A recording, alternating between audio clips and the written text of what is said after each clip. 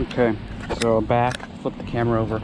So that first angle, I don't know how well that's going to come out, so I have to do both angles. That way I can kind of see them side by side to determine which one's going to be better for when I'm riding this bike, or even the trail bikes. I don't know. Anyway, back to the pandemic, right? So 2020 hits, everybody's at home, everybody needs something to do. A lot of people got into biking again. So I was one of those people, and I didn't know at the time that it was happening that everybody else was trying to get into bikes. I didn't realize that. I just went to Walmart one day because I was teaching Sam, my oldest. He was probably, I don't know, 5 or 6 at the time. He's now almost 10. He was just learning how to ride without training wheels. So once he figured that out, I was like, you know, I want to ride bikes with Sam, because it's not very fun for him probably to just ride back and forth in front of our house. Let's go ride around the neighborhood. He wasn't good enough yet to go by himself, so he needed Dad to go along. So I figured, you know, let's go up to Walmart and see what they have for bikes. I knew that Walmart wasn't probably the best place to go shopping for a bike, but Walmart was 2 minutes down the street, and I wanted a bike then and there. So went there, I looked at all the different selections of bikes. They had every kind of bike. They had the beach cruiser bikes, they had mountain bikes or mountain bike-like bikes. They had BMX bikes, they had kid bikes, all kinds of bikes, right? So I was like, you know, I want a cool bike. I want a bike that, you know, isn't gonna make me look like a doofus, like an old man out there, you know, riding bikes. Fast forward to today, now I'm an old man looking like a doofus riding bikes. But I decided on a BMX bike. It was a Mongoose Brawler? I don't know, I'll put a thing up there. And it worked pretty okay. Had a kickstand, had the thing on the headset where you can spin the bars all the way around. What do you call that? Is it a gyroscope? Whatever it's called. I had that. It's a 20-inch, you know, pretty much what you would expect from any BMX bike. Steel frame, kind of heavy, about probably 30 pounds or so. And I decided that I was gonna get that one. Got it, took it home, started riding it with Sam. I quickly realized that that bike was probably not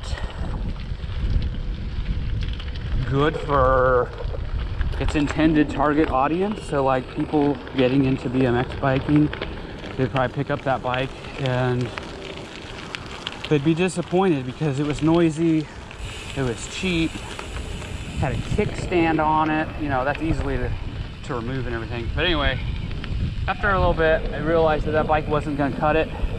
I decided to stick with the BMX route, and I found on Facebook Marketplace a used pink launch from 2019 or 2020, I don't know.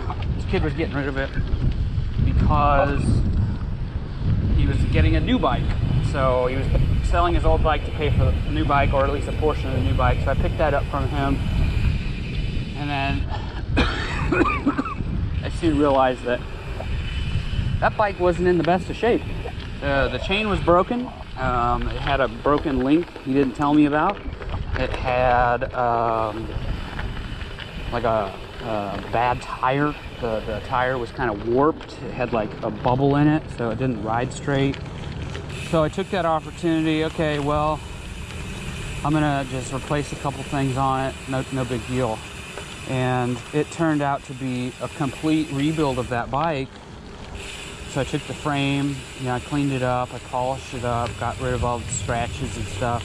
Everything that was able to be buffed out, made it look real nice. Got a new set of wheels. I think I got wheels for it, I don't remember. Maybe I didn't get wheels for that one. But I got new tires, I got new handlebar grips, I got a new seat, new chain, new sprocket. I think I left the cranks. But anyway, it started to turn into this whole passion for wanting to work on bikes and build bikes and improve bikes and maintain bikes and stuff like that. So had that bike for a little bit, And then I started getting into serious solo riding. You know, I was taking riding as a way to exercise. I had been a runner for quite a while. I, you know, trained on the treadmill, but as I'm getting older, I'm not able to do it as efficiently as I used to when I was younger.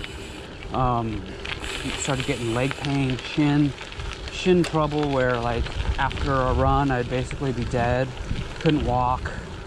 I would have to power through my runs in excruciating pain on my shins. I determined it was shin splints. I don't know, I never got fully like properly diagnosed, but I decided my running days are over. So I started riding the bike. Less impactful, still pretty strenuous on your legs and your knees and stuff, but not the impact, not the constant banging on the floor. Even on a treadmill, there's still a bit of an impact to that, right? So started focusing on riding as a way to kind of stay in shape. I was riding that kink BMX bike around the neighborhood, doing like 6 miles. Quickly found out that, hey, that's not going to be sustainable because there's no gears, it's hard. You know, I'm hurting my knees now.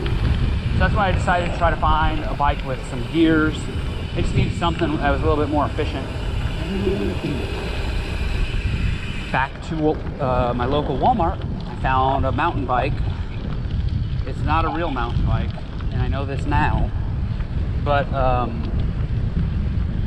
the Kent Roadmaster Granite Peak. It was $80. I think it was like 88 bucks. And all black, had decals on it and stuff. Took those all off, made it kind of a stealthy black bike, and I rode that for a bit. It had rim brakes. The suspension was probably less than 100 mils of travel. Pretty terrible bike. We had a development in our neighborhood similar to this one where there was a construction zone, right? So there was dirt roads, but before they put in the asphalt, I would ride over there, and man, that bike was sketchy. But I made it through. I never crashed it. I ended up selling that bike because I found, this bike's not very good for that. And then I found the Nishiki Pueblo at Dick's. That was a 26-inch bike. I think the Roadmaster was also a 26. Can't remember for sure, but that was a 26-inch. It seemed like a better bike. Aluminum frame, I believe. I don't remember. But still very budget, very entry, big box style bike. The fork was terrible. It was like a 2 or 3 by. It had twist shifters. Just not very good. But I rode that for a little bit. And I actually switched out the wheels or the tires on that one from the kind of knobby mountain bikey type tires to some more road friendly, less knobby, less aggressive tires, so that way I could ride that. And I rode that for a bit. Then I found that I wanted something more efficient. I wanted a road bike. I thought, those are made for putting in lots of miles, being efficient, fast. So I found an Ozone RS3000 or something like that at Academy Sports in Austin, Texas. That bike was like 300 bucks. Still a terrible bike. Not recommended. It had twist shifters here on the flats, so you didn't have shifters at the brifters because there was no brifters. It was just a lever for the brake. So you had to twist shift. The tires were super skinny. I don't remember. I think they were like 25 mil. Super hard, super skinny tires. I rode that bike one time. I think I put 7 miles on that bike. And the reason why it didn't last for me is not because it was a bad bike. It was okay. It would have got the job done. It was similar to this Ozark Trail, but the bike was, I think, too big for me. I had a hard time standing over it. And also I couldn't, do the shifting and then constantly switching my hand position. I felt more comfortable here in the tops, for the flat. So braking was also an issue. I added some inline brake levers here to help that, and after that I still didn't want to ride it, so I sold it. Some guy came and bought it, and I moved on. I went to, I think I went to from there, oh, about this time, I guess, would be when I discovered Wolf Tick videos. They were just starting out their channel in the early days of the pandemic also. And that's where I discovered that biking was like trending at the time, right? So they started building bikes, getting bikes. Their channel was real young. And it inspired me. Not only, you know, to start this YouTube channel, I didn't start it right away. I waited a little bit before I could decide, you know, if that was something that I wanted to do or whatever. But they inspired me to pick up the GT Aggressor Pro from Dick's. I got onto Dicks.com and I'm like, you know what? I'm just gonna bite the bullet. I'm gonna buy a new bike and I'm gonna buy the GT Aggressor Pro. So I went, looked online to see if they had my bike, or not my bike, but eventually my bike. If they had the GT Aggressor Pro in stock at Dick's, my local Dick's. Said they had it. At that point, I knew that we were in a bike situation where bikes were not staying on the shelves. People were buying them up as fast as they could put them out. So the option was there to buy online and pick up in store. I went ahead and paid for it to secure it, drove up to Pflugerville, picked up the bike, or intended to pick up the bike rather. I get there, and I think I had I think I had $20 off or something. $20 off, plus the bike was on sale, so it was like $200 or $300. So about the same price that I was going to pay for that used Trek bike. And I got that, got up to the store. Manager comes out after I told the cashier I was here for a bike pickup. He comes out and he's like, "Hey man, we got your order, but unfortunately we don't have any that are assembled." And I'm like, "Okay, so what? Like, I already paid for it." He's like, "Well, we can refund your money and you can come back, or we can get it assembled for you and you can come back and pick it up. Our mechanic isn't in until I think it was like the next couple days." It wasn't next day, it was like more than a couple days away to when the mechanic would be in. Who knows how long it would have been for him to build and have the bike ready. I'm like, you know, no, I don't think so. You know, is there anything else you can do? Is there a different bike that you have in stock? I was desperate. I had gotten my air deflated earlier that day, thinking I was going to get a new bike. And it didn't happen, so I was determined to get a bike that day. Well, finally, he mentioned that he could give me the bike that I bought, the small GT Aggressor Pro 27.5 in matte black. He agreed to let me take it home in the box, something that apparently they don't do. I guess it's probably for like liability and warranty stuff. He's like, "I'll let you take the bike home in the box and you can assemble it yourself. The only caveat is you won't be able to return the bike and you won't be able to take advantage of any warranty." So basically it was a deal where you take it, you build it at your own risk. If something happens, you're SOL. I'm like, okay, that's fine with me. So putting a bike together out of the box is not rocket science. Basically they come 95% assembled.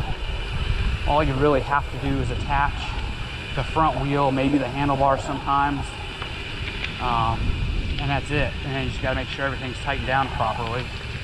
For the most part, anybody can do it, and it doesn't require any specialty tools. Maybe just a couple of Allen wrenches, maybe a crescent wrench if things get a little sideways. But you know, for the most part, anybody can do it. So I was like, yeah, man, I'll take it. So I took it home, built it up that night. I think I actually took it out for a test ride. Ooh, there's some deep divots. Took it out for a test ride that night, you know, just around the neighborhood real quick.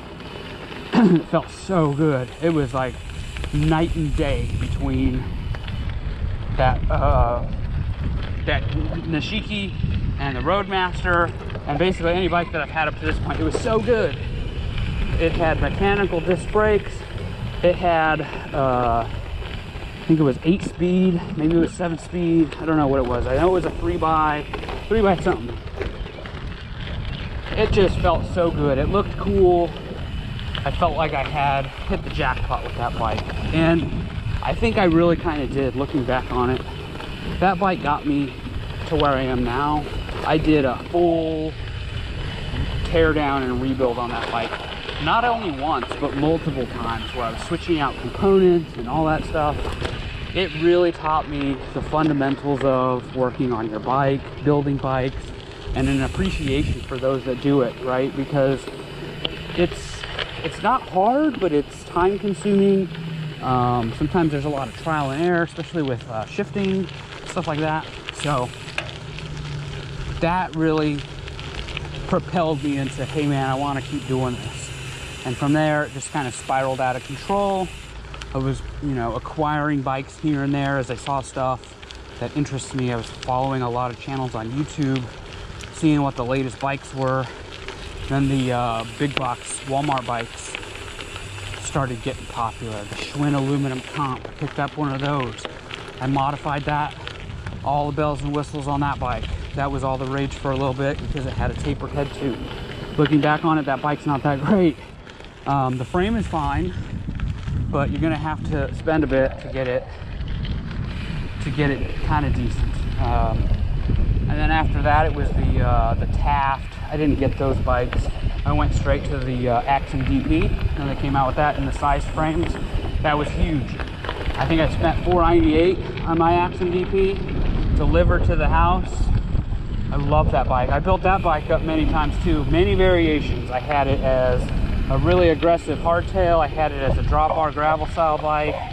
All kinds of iterations of that bike. Finally got rid of it last year, or not last year, but late winter, probably in December-ish. So I guess technically it was last year, but it wasn't that long ago. I was holding on to it forever because it's kind of one of those things where it's sentimental. It means something to you. And I decided, you know what? I'm not going to be riding it. It's just sitting here in the garage. I know there's people out there that will enjoy this bike as much or maybe more than I did. And then I started getting into drop bars again. I got the Trek Demone. I had that for about 1.5 years or 2 years. Decided that it's a little bit too much to be trying to ride roads around here. At the time, I was going through some shit. Health-wise, I didn't feel good. I was having kind of a, I guess you could maybe call it a midlife crisis, where I thought I was dying. I still feel a little weird sometimes, but getting better. I think I was officially diagnosed as slight depression, severe anxiety disorder. Looking back on it, kind of makes sense, because at the time there was a lot of stress going on in my life. We were moving out of Texas over back into Kentucky. We were I was switching jobs. I was leaving Whole Foods after 3.5 years. It was the middle of the pandemic, so I was starting a new job virtually. So the first time I've ever, you know, onboarded a position where I didn't talk to somebody in real life. You know, it was hard. It was a different experience for me. And looking back, all of that anxiety diagnosis and stuff kind of makes sense. But at the same time, I'm still feeling kind of weird on certain days. The last couple days I felt kind of tired. So I don't know if that's entirely it. I still deep down in the back of my mind believe that there's something more going on internally. But the doctors say I'm fine, so I'm just gonna keep rolling with it until I'm no longer fine. I'm sure that'll come. You know, they'll be like, oh, you should have came to us sooner. We could have treated you. I'll be like, bitch, I did. You guys said that there was nothing wrong with me. You said I was anxious. So hopefully it doesn't come to that, but that's kind of what I'm kind of preparing for. internally one day. Hopefully long into the future, or not too far, not too close to now. Clouds are moving in. I'm gonna probably have to start heading back before I get dumped on, because it is 1:03 and the rain is supposed to start about between 1 to 2. So let me figure out how to get out of here. I'm gonna head back out onto the road. And I just wanted to give you guys kind of a backstory. You know, the recent years here, since you know, about 2022, my bike obsession still continues. I'm trying to be more smart with my purchase intentions. So like this bike here, 248, not a huge commitment, not a huge financial investment. I did upgrade it pretty heavily, but I still did it smart. I didn't spend a whole bunch to do it. Still probably about maybe 700 into it, which sounds kind of a lot. If you were talking to me, you know, 4 or 5 years ago, $700 for a bike, what? No. But considering what you get, or considering what I have into it, and the amount of bike I actually have, I think I'm doing very well for this price. There's a gravel bike that's been at Dick's, and I think I've talked about this before. I have a picture of it because I was there recently buying Sam a bat. I took a picture of this bike. It's still there. It's over $700. It's a Schwinn something or other. It's very basic. It doesn't look as good as this bike from Walmart. And it's like 700 bucks. They're never gonna sell it, especially now that this bike is around. If anybody's shopping for bikes, big box bikes at Dick's, Walmart, or anything, and you're looking for a drop bar gravel style bike, you're never gonna choose that Schwinn bike at Dick's over this. Maybe you will, I don't know. Hope you don't. I've got a bug. But anyway, like I said, I'm happy with my current fleet of bikes. So anyway, I'm gonna head back before the rain gets me. Pretty close to the school. Thanks for watching this one. I appreciate you. Keep the comments coming. Hit that like or the dislike if you choose. It's okay. And I'll see you on the next one.